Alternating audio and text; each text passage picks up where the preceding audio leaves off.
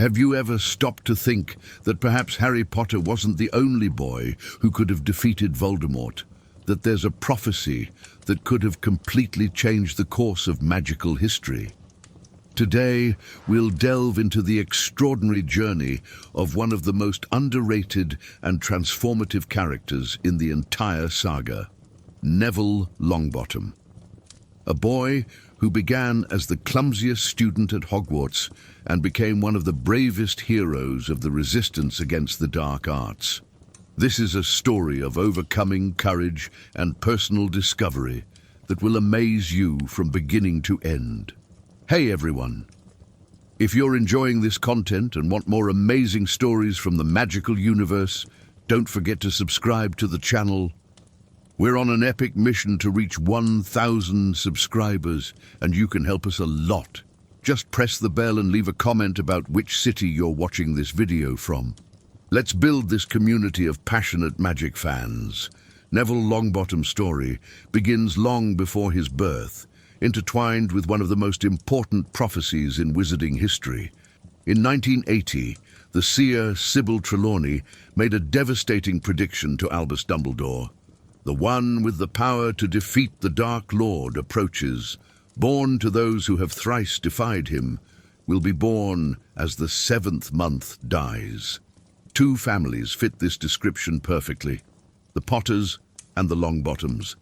Harry Potter and Neville Longbottom were born just one day apart in late July 1980.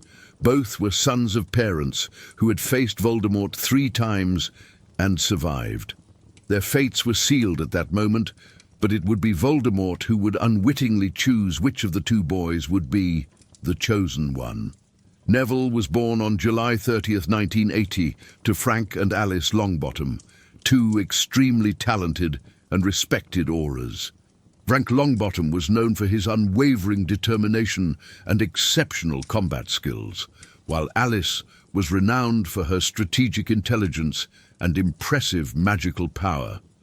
They were active members of the Order of the Phoenix, fighting courageously against Voldemort and his followers during the First Wizarding War.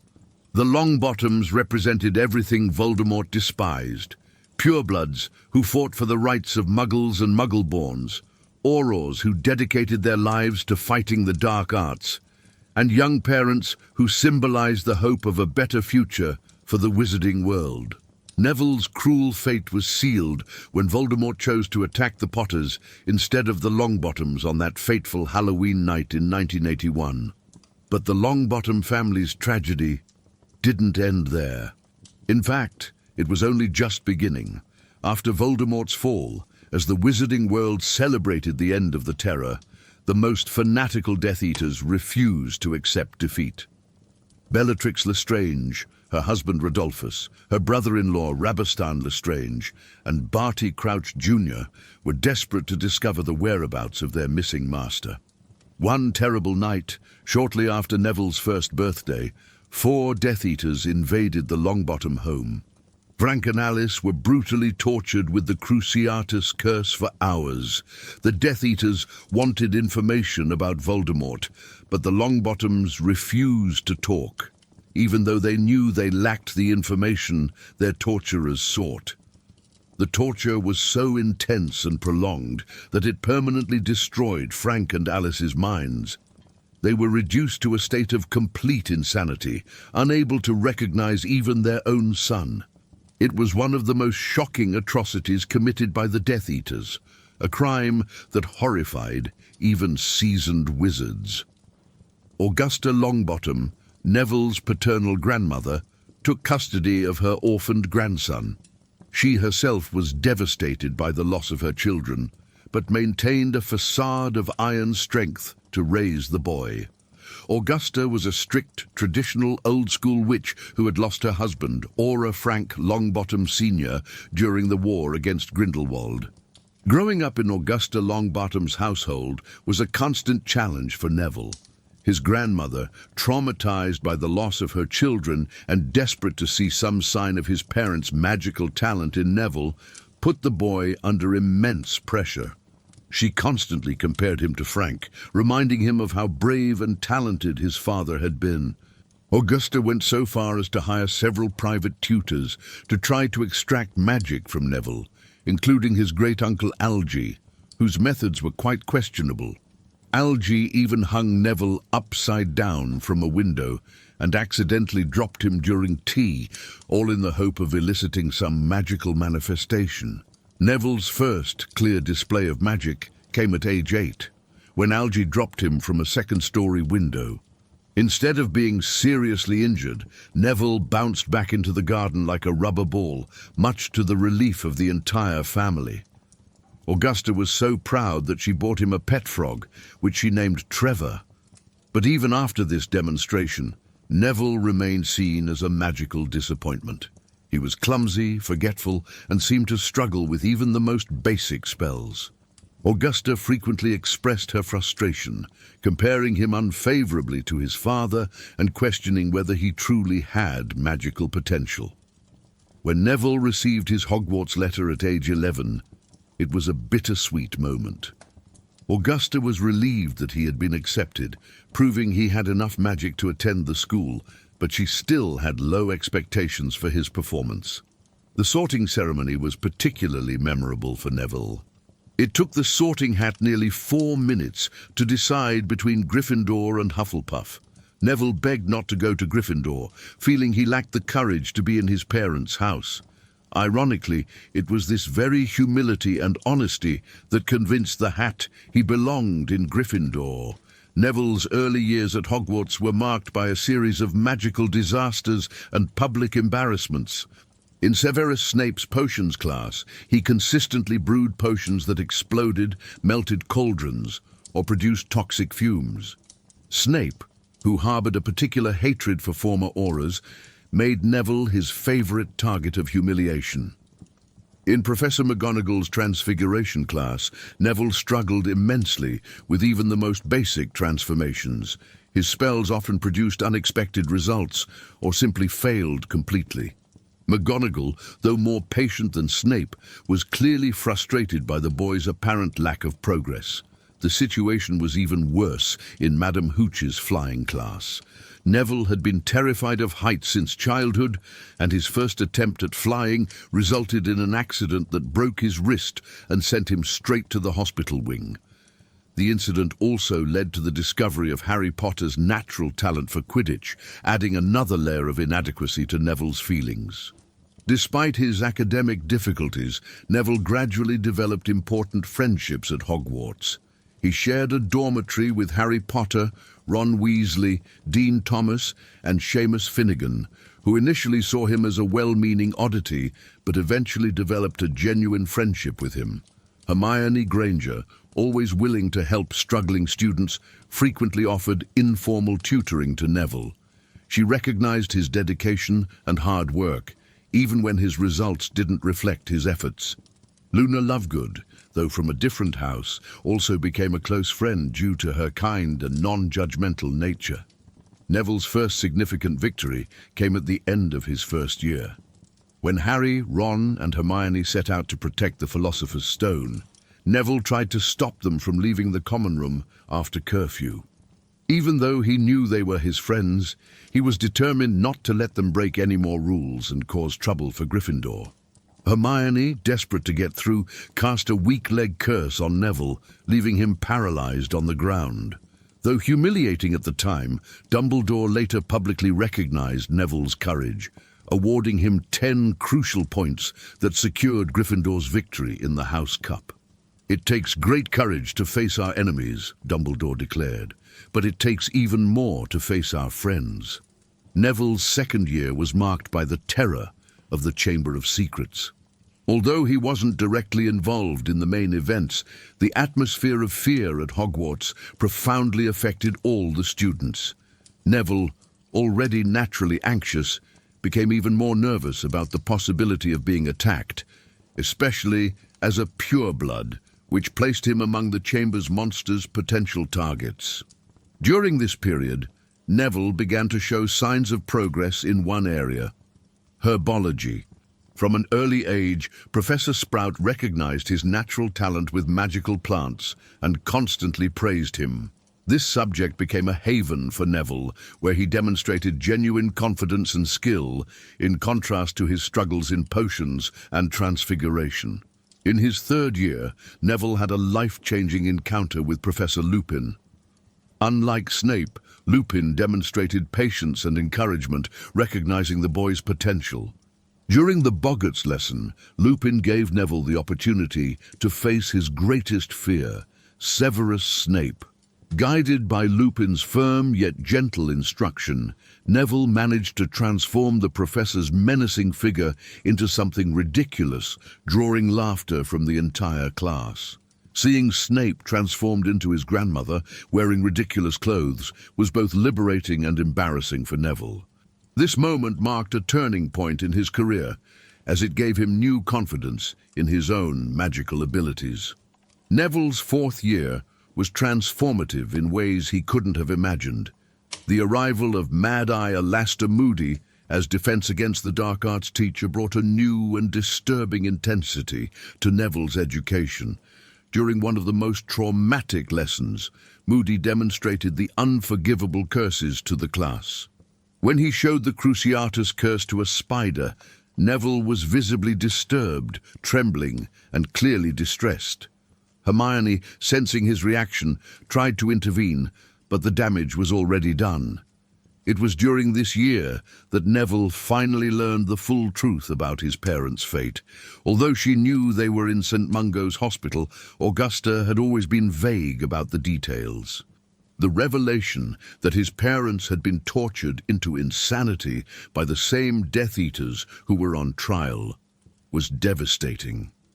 This revelation marked a turning point in Neville's psyche. For the first time, he fully understood what his parents had sacrificed and why Augusta was so strict with him. Anger and determination began to replace shyness and self-doubt. Neville's fifth year was crucial to his development as a wizard and as a person. The arrival of Dolores Umbridge as Defense Against the Dark Arts teacher and later as Grand Inquisitor created an oppressive environment at Hogwarts that affected all students.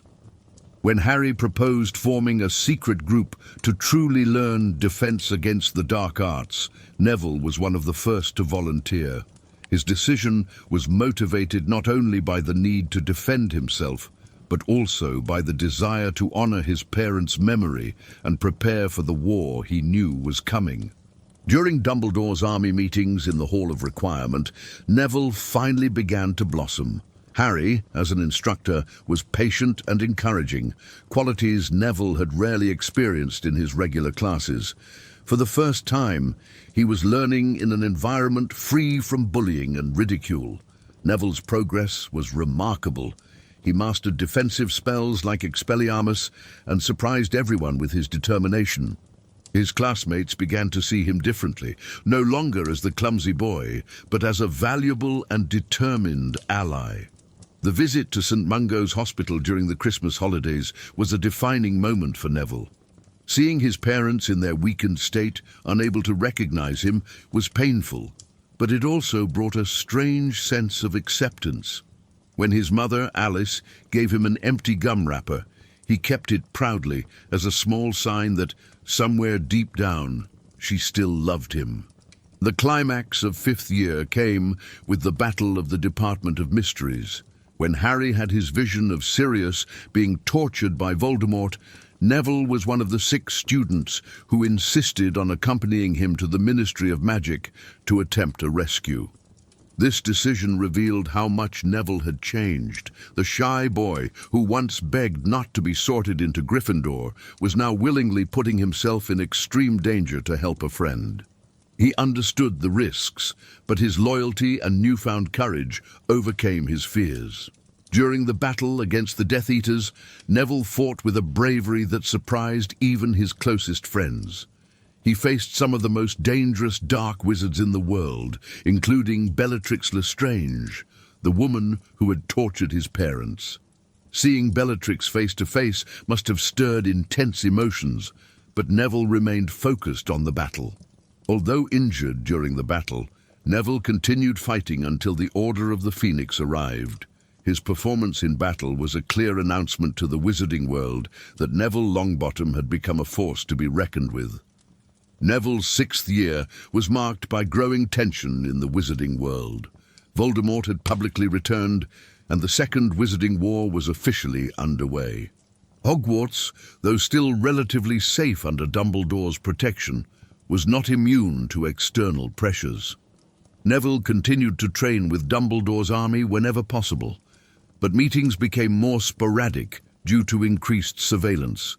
He also began taking on an informal leadership role among the younger Gryffindor students, offering protection and guidance to those being bullied by Voldemort's supporters.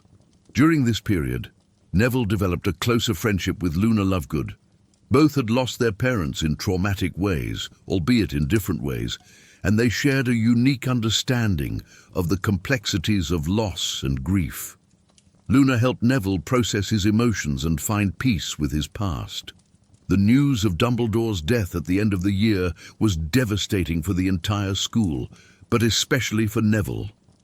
Dumbledore had been a distant but important father figure, someone who had recognized his courage since his first year. His death signaled that the war had entered a new, more dangerous phase. Neville's 7th year was the most challenging and transformative of his life.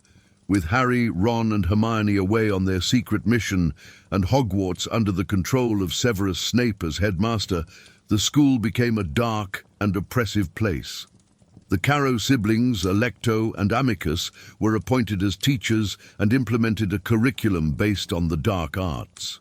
They encouraged the torture of students as punishment, particularly those from blood traitor or muggle-born families. Neville, with his resistance heritage and Auror parents, became a natural target. In response to the oppression, Neville reformed Dumbledore's army within Hogwarts. Initially working primarily with Luna Lovegood and Ginny Weasley, he created a resistance network that included students from all houses. They used counterfeit enchanted galleon coins for secret communication and carried out acts of sabotage against the regime. When Luna and Ginny were removed from the school by their families for safety reasons, Neville assumed full leadership of the student resistance. He recruited new members, including some courageous Slytherins who opposed Voldemort's regime, and organized increasingly audacious operations.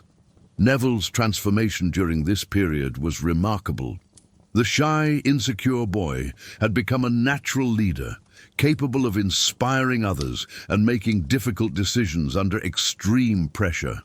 He developed skills of strategy, persuasion, and leadership that no one, including himself, knew he possessed.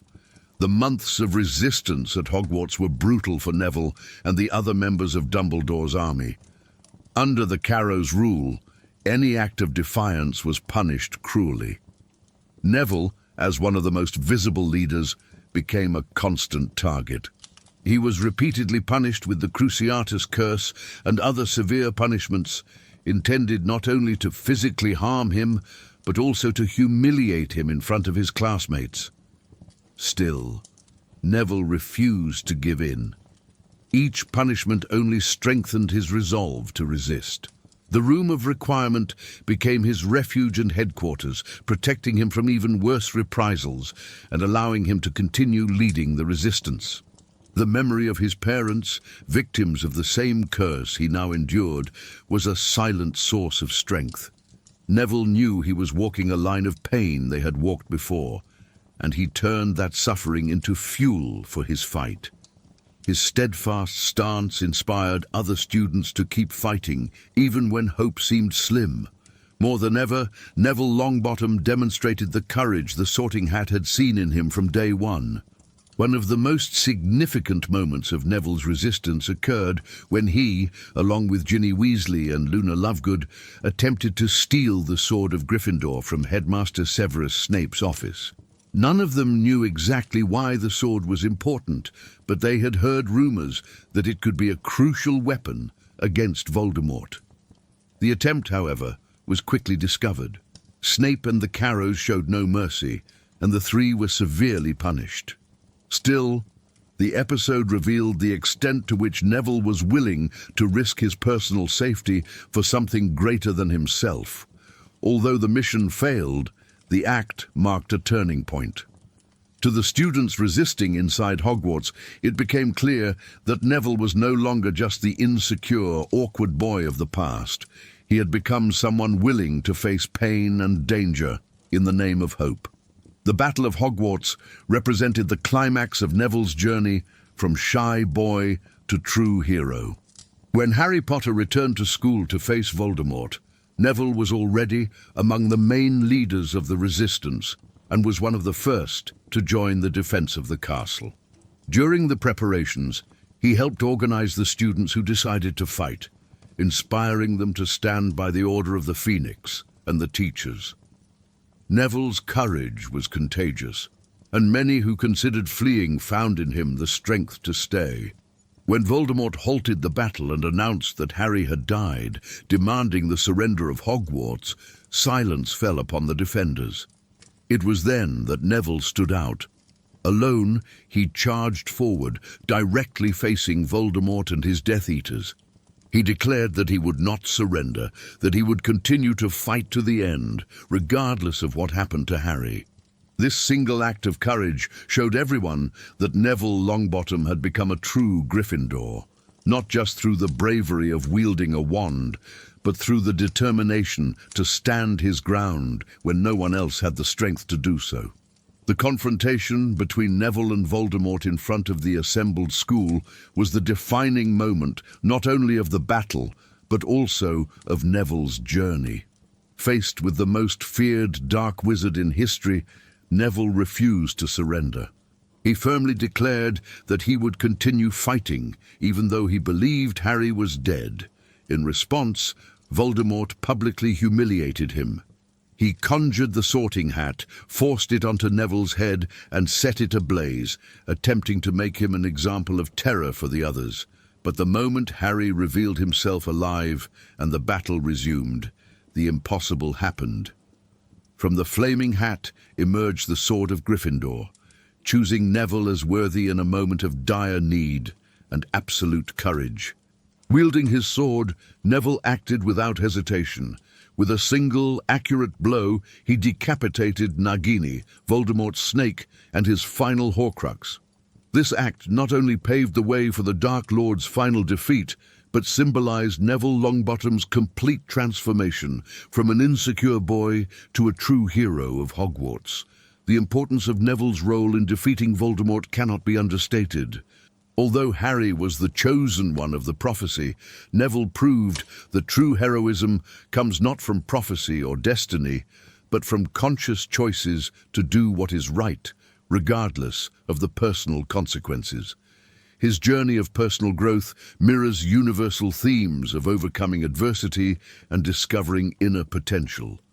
Neville began as a boy defined by trauma and the expectations of others, but gradually forged his own identity based on courage, loyalty, and determination. The fact that Neville could have been the chosen one adds a layer of depth to his story. He lived a parallel life to Harry's, facing many of the same challenges, but without the recognition or support Harry received. This makes his achievements all the more impressive. After Voldemort's defeat, Neville did not pursue an Auror career, as many believed he would. Instead, he chose to dedicate himself to what he had always shown the greatest talent for: herbology. Eventually, he returned to Hogwarts and succeeded Professor Pomona Sprout as head of the subject. This decision reflected not only his natural aptitude, but also Neville's genuine passion for magical plants. As a teacher, he earned great affection from his students and became a key figure in Hogwarts' academic life, now in times of peace. Neville Longbottom's story is fundamentally about courage, but not the spectacular instant courage often portrayed in heroic tales. Instead, it's about the hardest, most real courage, the courage to persist in the face of constant failure, the courage to rise after each defeat, and the courage to believe in yourself when no one else does. His journey demonstrates that true strength comes not from the absence of fear, but from the ability to act correctly despite fear. Neville has been afraid his entire life, afraid of disappointing his grandmother, afraid of failing to honor his parents' memory, afraid of not being brave enough to be in Gryffindor. But he never let fear stop him from doing what was necessary. Neville's transformation also illustrates the importance of environment and support in personal development. Under the cruel tutelage of teachers like Snape, he withered and struggled. But under the patient guidance of teachers like Lupin and the encouraging circumstances of Dumbledore's army, he blossomed and discovered his true potential. One of the most powerful aspects of Neville's story is how it demonstrates that our choices, not our circumstances, define who we become. He could have used his parents' tragedy as an excuse to give up, to become bitter, or to avoid risks. Instead, he chose to honor their memory by becoming the kind of person they would be proud to call their son. When faced with oppression at Hogwarts during his 7th year, Neville could have kept his head down and tried to survive until graduation. Instead, he chose to resist, lead, and sacrifice himself for the sake of other, more vulnerable students. A fascinating aspect of Neville's story is how he ultimately fulfilled elements of the original prophecy, even though he wasn't the chosen one. His courage in facing Voldemort, his crucial role in destroying the final Horcrux, and his survival through extreme trials echoed the prophetic elements. This suggests that perhaps the prophecy was less about specific individuals and more about the qualities needed to defeat evil. Both Harry and Neville developed these qualities, albeit through different paths. The idea that anyone could be the chosen one through their choices and actions is a powerful message about personal agency and responsibility. We don't need to be ordained by fate to make a difference. We just need to choose to act with courage and integrity. Neville's journey also represents a powerful narrative about overcoming generational trauma. Frank and Alice's suffering could have defined and limited the entire Longbottom family, creating a cycle of pain and inadequacy. Instead, Neville turned this trauma into motivation to create a better world. He honored his parents' sacrifice, not by trying to replicate their lives exactly, but by embracing the values they fought for and applying them to his own unique journey. Neville Longbottom's story is ultimately one of hope. It proves that no matter how impossible our circumstances seem, how inadequate we feel, or how bleak our outlook becomes, we always have the power to choose who we want to become. Neville teaches us that courage is not the absence of fear, but action despite fear. That true strength comes not from innate abilities, but from persistence in the face of failure. That heroism requires no recognition or reward, only the willingness to do what is right when no one else will. His journey from a boy haunted by his family's past to a man who forged his own inspiring future continues to resonate with readers around the world. He reminds us that we all have the potential for greatness, regardless of our backgrounds or current circumstances. Neville Longbottom's life stands as a testament to the transformative power of choice, the importance of persistence, and the truth that the most unlikely heroes often become the most inspiring.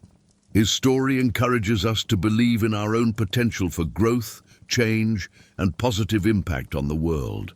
And so, the boy who once begged not to be sorted into Gryffindor became one of the bravest Gryffindors of all time. The student known for his magical failures became a respected teacher and a war hero. The son of parents who couldn't recognize him grew up to honor his memory in ways they could never have imagined. This is the story of Neville Longbottom, a journey from perceived inadequacy to realized heroism, from fear to courage, from failure to triumph.